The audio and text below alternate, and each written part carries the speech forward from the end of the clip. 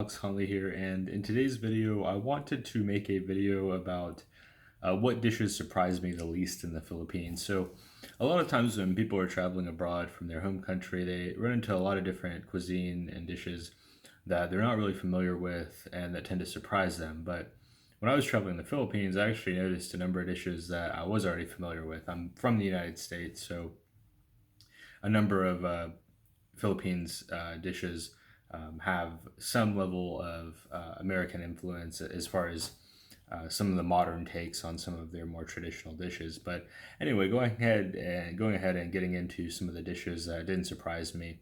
The first one would be the kinilaw.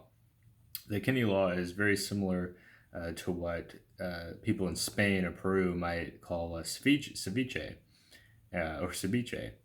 And quinoa is the way I had it prepared was white fish or red fish, lime juice or lemon juice, some kind of citrus juice with onion, and I think there may have been some ginger in there as well. And it was really, really good. It reminded me of the ceviche I used to get when I lived in the Bay Area in San Francisco. I used to go to this place called Baza Seafood Express, and I would get their ceviche all the time. And if I end up relocating back to the Bay Area for work at some point in my life, I'm definitely going to be getting more of that ceviche. But anyway, in the Philippines, definitely recommend the kinilaw. So the next dish would be the lechon.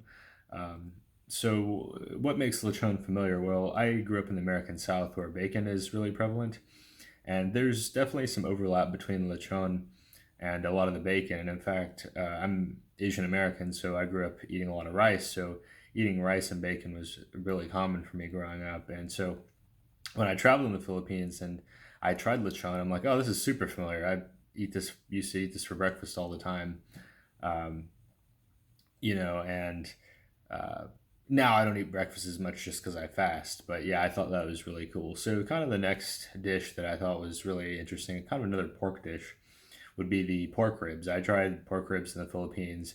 Not sure what to expect because they're really popular in the southeast region of the U.S. where I'm from, and they were really good. I was really impressed by the different pork ribs I had in the Philippines. Of course, some places were better than others. Definitely read reviews before you check out pork rib places just to see if there's any Americans on the review list giving it their recommendation. I'm especially picky about barbecue and ribs because I am from the South where these are staples and we tend to have pretty high standards for those dishes. But yeah, so the next dish, and you may notice some overlap here, but the next dish would be the fried chicken, the chicken McDo. That's super popular in the Philippines, as it is very popular in the American South where I'm from. Like fried chicken is ubiquitous with this region, and people love to have it. They have it with different kinds of vegetables. Typically, it's the entree, and it's served with a variety of vegetables or other kinds of sides. Some people like French fries. But in the Philippines, the chicken McDo, I would eat that a lot on my during my visit to the Philippines, and that was like rice, egg, fried chicken, and a coffee, and that would be like breakfast for I think like around four equivalent of four US.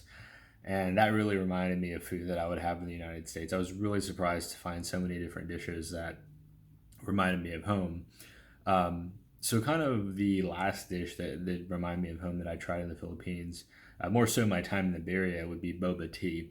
And the reason why it wasn't surprising after I had seen these other American influenced dishes was that these types of drinks are really great in the hot and tropical humid weather that is present in the Philippines. Now, Bay Area weather in the U.S. is pretty mild, but especially in the Philippines when it's really hot, it's really nice to have an ice cold boba tea and to just cool off and relax.